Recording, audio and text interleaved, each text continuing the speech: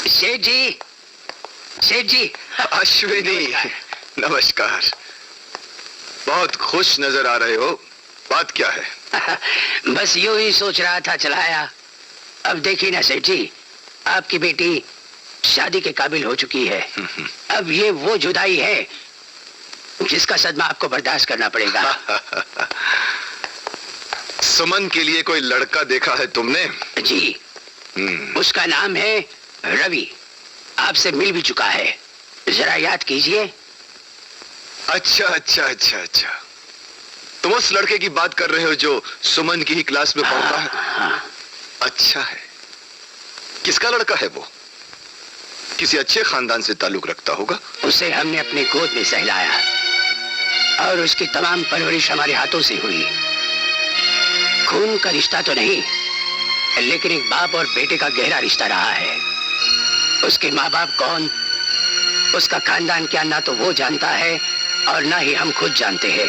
ओह, तो यूं कहो कि वो लावारिस है। ये तो आप कह सकते हैं, हम नहीं। मेरी बहन को जवां मौत देने वाला भी एक लावारिस ही रहा है अश्विनी। तब से मुझे लावारिस लोगों से नफरत और दुश्मनी है। ये जानते हुए भी तुम ये रिश्ता लेकर मेरे पास चले आए। वो बड़ा नेक लड़का है, उसमें दिए हुए हमारे संस्कार हैं। मुझे अपने उसूलों से समझौता करने के लिए मजबूर मत करो।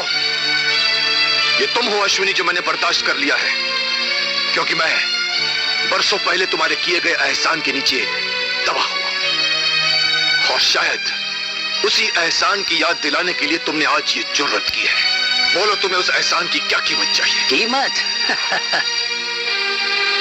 हम अमीर ना सही सेठ जी, लेकिन एहसान के सौदागर नहीं हैं। बदनसीबी के आपकी समझ पर दौलत का काला पर्दा पड़ गया है।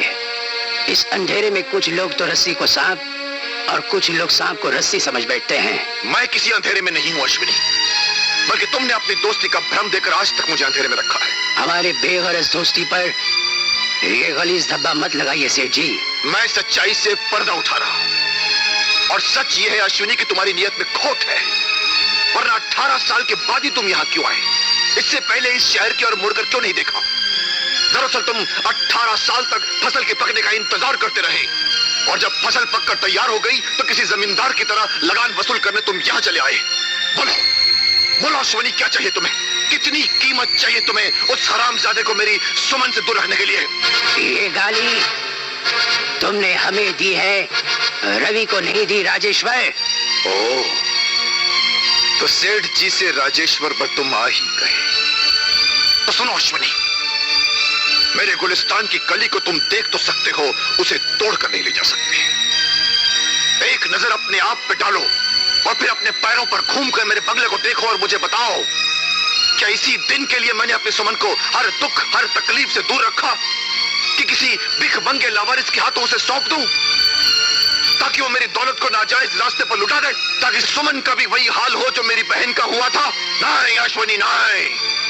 अब वो गलती मैं दोबारा नहीं होने दूंगा। तुम समझते हो राजेश्वर कि अमीर आदमी ही खानदानी बनता है? रुपया अरे रुपया तो हाथों का मैल है।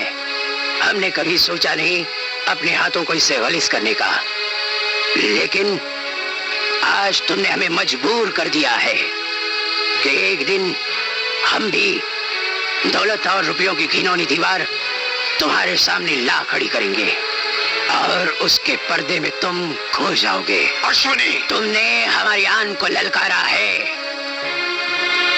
आज के बाद तुम अपनी शान को बचाने के गम में घुलते रहना। अरे तुम गरीब लोग क्या जानो कि शान क्या होती है और आन क्या होती है। वैसे भी अपनी शान को बचाने की ताकत है मुझ में। अश्विनी, तुम्हारे इरादों को मिटाकर मैं तुम्हें अपनी दौलत के आगे झुकने पर मजबूर कर दूंगा। ये मेरी जिद रहेगी। राजेश्वर, तुम्हारी ये जिद, तुम्हारी ये दौलत, तुम्हारा सब कुछ हमारे बढ़ते हुए कदमों तले रौंदा जाएगा। इंतजार करो।